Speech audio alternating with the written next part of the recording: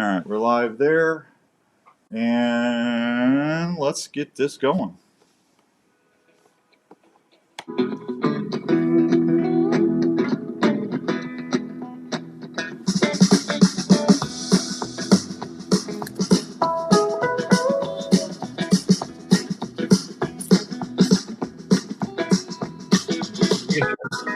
Yeah.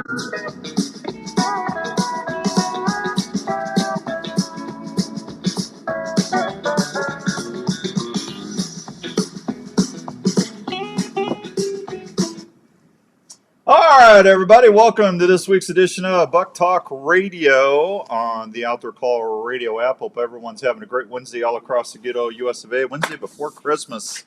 We got a fun show for you. We had to switch some stuff up last minute, and we got our buddy Durk Stark up there in Minnesota, and he is going to be joining us for a little bit here. Durk, how's it going? Just dandy, Dan. He's y'all heard of Elf in a Shelf? It's Durk in a closet. Yeah, it's he's got his all. I love Durk. He's always up to something. So, Merry Christmas. Yes, Merry Christmas to you, man. It's coming down to the wire. Yeah. That was my guest calling me back that didn't call me back. Well, I hope everybody's doing well today and just taking care of everything. And it's always nice to see everybody around Christmas time. And man, I got everybody messaging me now. How's everything in Minnesota? Did you guys? I know northern Minnesota's got several inches of ice and stuff. We had ice right before Thanksgiving, and Yep. I was out catching some northerns out front here. Then it melted again, and now we've got some ice back. I haven't crept out there yet, but I know there's fish right out, literally 300 yards out in front of my house right now. Yeah. I know they're up on Winnie and stuff. They're starting to ice fish and stuff already. So Yeah. How's the deer hunting in Minnesota? Numbers down a lot, down probably 25 to 30% around here. The taxidermists, their numbers that I know are down more than that as far as number of big bucks that are brought in, almost 75%. 3 different taxidermists I talked to.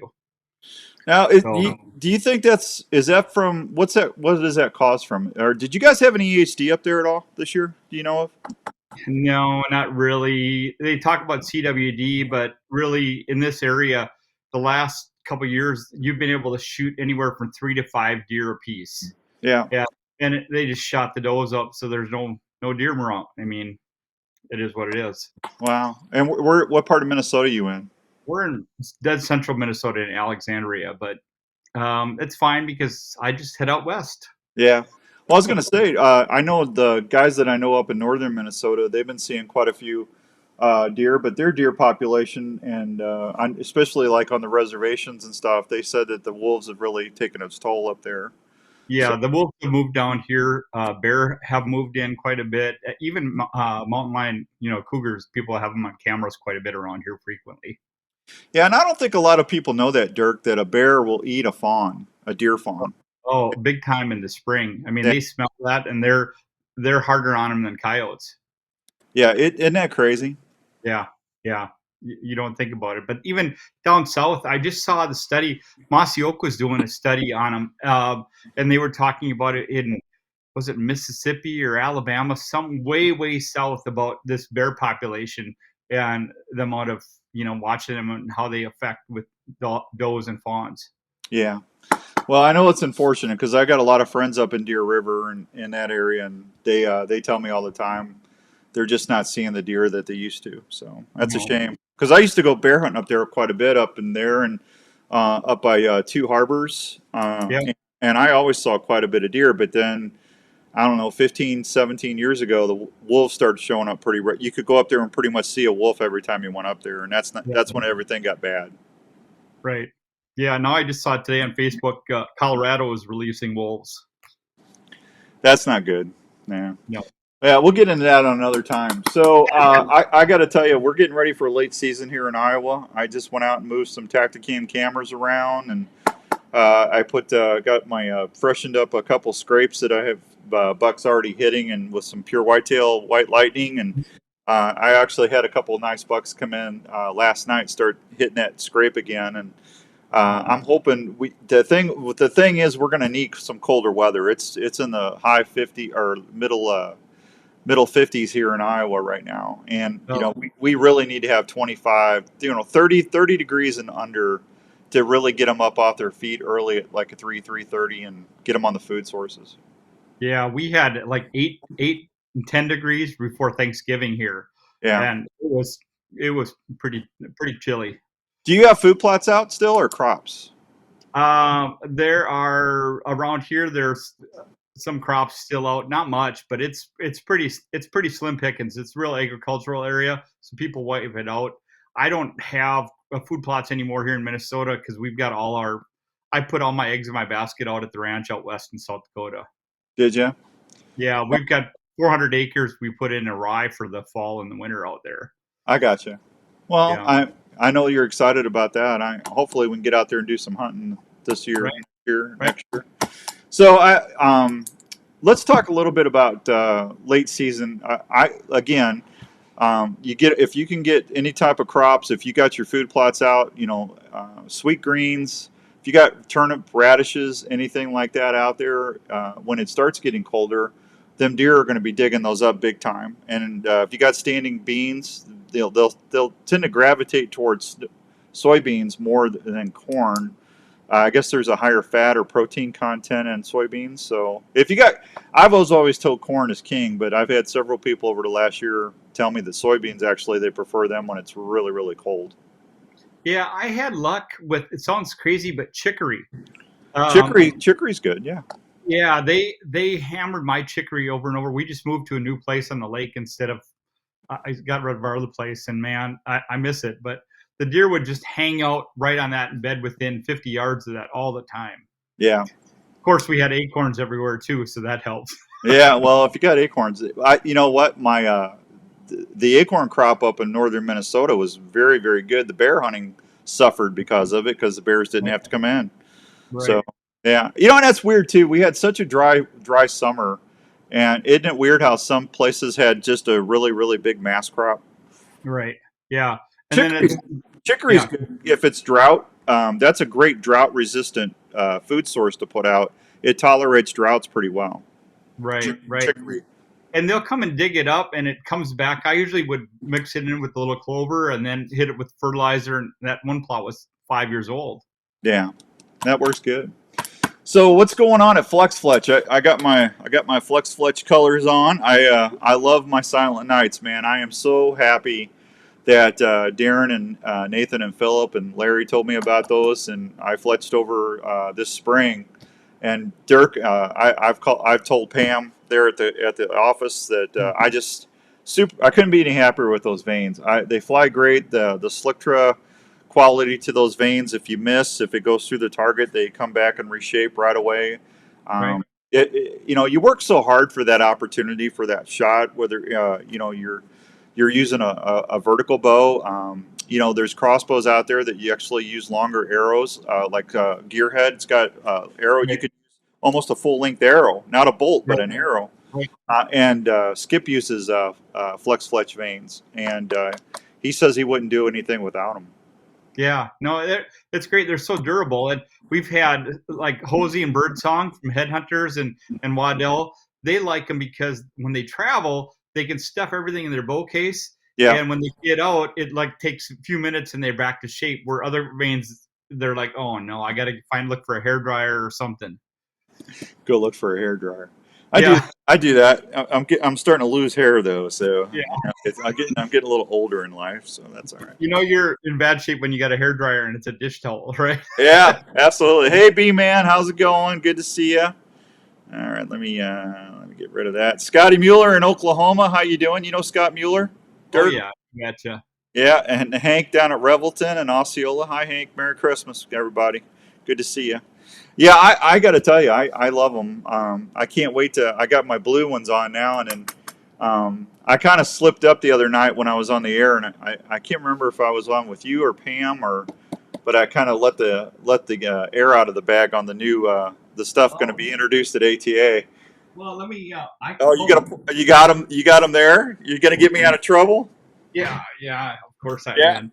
So there, I put them up on the website for people to see. But this is the new Pro. I don't know if you can see it. It's the new Pro Yeah. 2.5. 2.5. Yeah. So it's a little bit lower profile than Silent Night.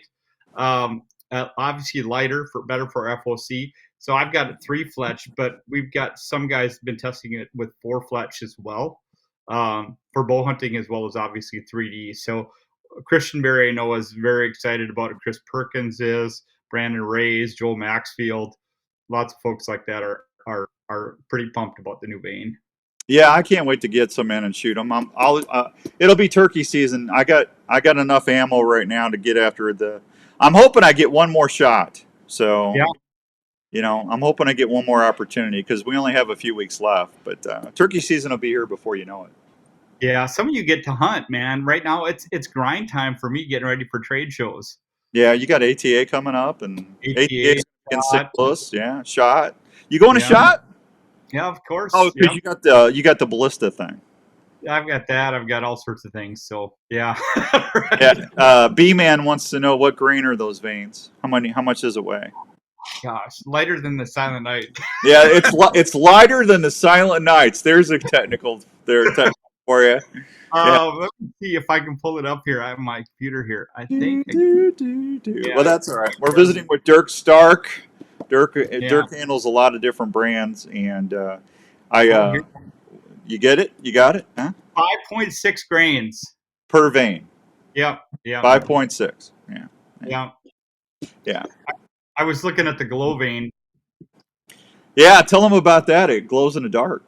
Yeah, it's kind of cool. You charge it up within about a half hour, and it will maintain a charge for almost 10 hours. Yeah, that's awesome. Recharge over and over. But that's in the kind of the SK2, the 2-inch profile. Yeah, well, with the lighted nocks that Pam sent me, you guys sent me from Flex Fletch, those lighted nocks are very, very well done also.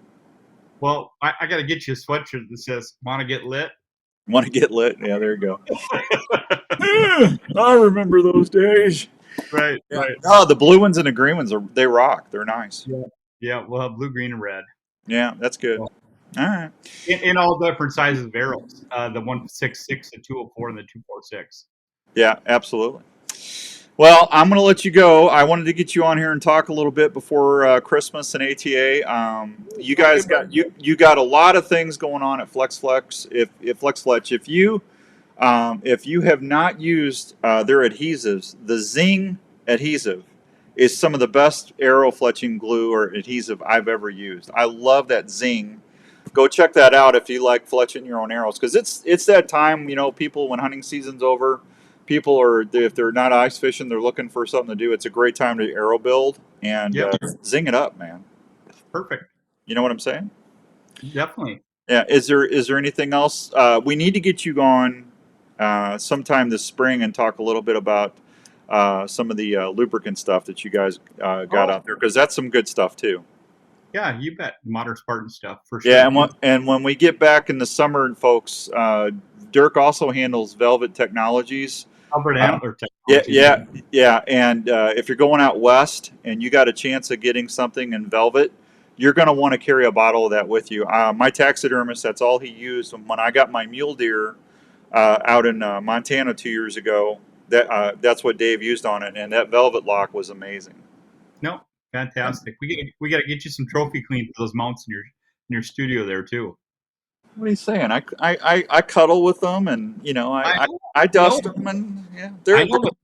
But the only difference between that trophy clean is it actually will keep bugs away from getting in them and wrecking your mounts as well, not just cleaning them.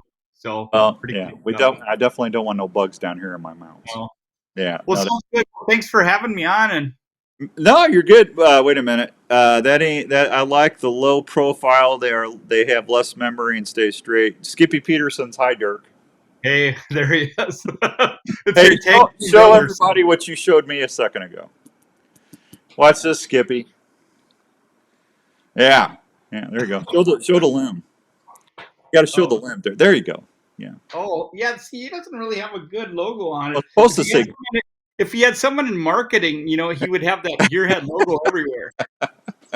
He was bragging on his gearhead before we got on the air. Hey, Durk, Merry Christmas to you and your family. Please tell Pam thank you for everything, and we'll talk to you soon, okay, buddy? Oh, wait a minute. Durk has bugs. That's from Skip, not Yep. me.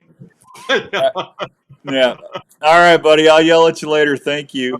I should take care. Bye. There he goes, Durk Stark, everybody. Good fella there. I have no idea what I just did. What did I just do? Okay, I think I got it. All right, we're good to go. All right, let me take a real quick break. I gotta take a break, and I got more deer stuff to tell you about. Just don't go anywhere, and okay, what did I do with where's my brakes? I tell you, I get Durk on here, and everything just goes. There we go. I got it. All right, here we go. Are you into shooting sports?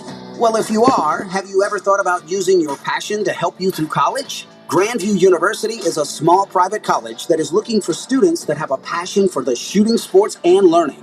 Grandview University has a shooting sports program that Jeff, is how you qualified doing? to give you a guaranteed rate for your whole education. I'm while good. understanding Hey, team. I didn't That hear means back your from cost you. won't Did go you up. get my You'll get to text? experience a new level of competition and learn in a small class size with the feel of a larger campus with a ton No, of I opportunities. know you called me. So if you're looking to I advance left you your a text like education at 1 and love o'clock to or shoot, 1:30 why not today, shoot for a college just making program sure that has you were produced okay to do countless the show and stuff. All-Americans And I and never has a heard winning back, record of and 4 times I went national ahead and I got champion? somebody else at the Grandview top of the shooting sports show. athletes will Can have I your call you ammo, back and uniforms, get you on travel, for the and last education 15 covered minutes? in your scholarship.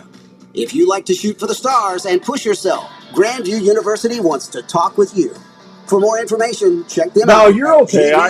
Things like that gvvikings.com. happen. It's just I didn't Vanes are want very to miss. important to your arrow flight and for consistent grouping. Flex Fletch and its fine line All of right, hang bars on. has I'll been call you helping right back. archers steer their arrows for over 50 years. Silent Night vanes are 30% All right, thinner we got with Jeff. a much greater Got taper in than touch with vanes out there. Jeff. This contributes to a dramatic reduction of in-flight drag. Flex Fletch vanes also have the capability of reshaping or bounce back after pass-through shots on targets or game. This ensures consistent arrow flight every time. Flex Fletch offers a variety Jeff, of you there? colors, sizes, and All right, hang on styles for for me. I'm gonna any break. archer Hang on to for me. use in their setup. Whether it's for 3D indoor or hunting, Flex Fletch has the vane for you. To see these great vanes and adhesives like Zing or Flex Bond to get a great seal on your arrow when you fletch, go to your local dealer or flexfletch.com. Flex Fletch, proudly made in the USA, based out of Minnesota. Heading to your favorite outdoor spot? Is your hunting, fishing, or utility knife ready for any task? Well, if you used the original Work Sharp knife and tool sharpener before you left, you bet they are. Hey, Chris. The Work Sharp knife and tool sharpener is designed to sharpen every knife you own. By using changeable, flexible abrasive belts, the sharpening system is able to sharpen a variety of knives, including curved and serrated knives, tonto blades, fillet knives, gut hooks, axes, and even kitchen knives. The Work Sharp knife and tool sharpener does this with precision angle sharpening guides and flexible abrasive belts to ensure the proper 20-degree angle every time. Each Work Sharp knife and tool sharpener is assembled in the USA by a family-owned and operated company. Customer service is always a call away.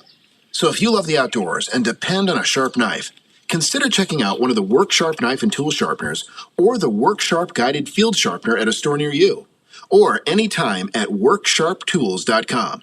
That's worksharptools.com.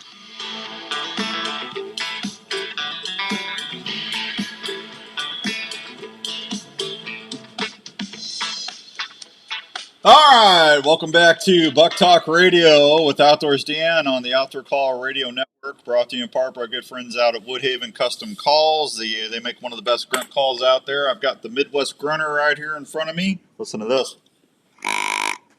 Ah, that's a meaty call, I'm telling you right now. Hey, we've established communications with Jeff Danker. I got Jeff on the line right now. Jeff, good evening. Merry Christmas. Okay. What are we doing here? Speaker. Hang on. Speaker. Jeff, you there? Yeah, can you hear me? I can hear you now. Hang on. Check 1, 2, 3. How about now? Can you hear me? All right, let me try this one more time. Let me take this, plug that back in. Jeff, are you there? Jeff, are you there? Hello? Can you hear me? Okay. I can't tell if you're in the board or if you're where you're. No, no, no. I'm talking on my end, buddy. I'm talking the MacBook speaker.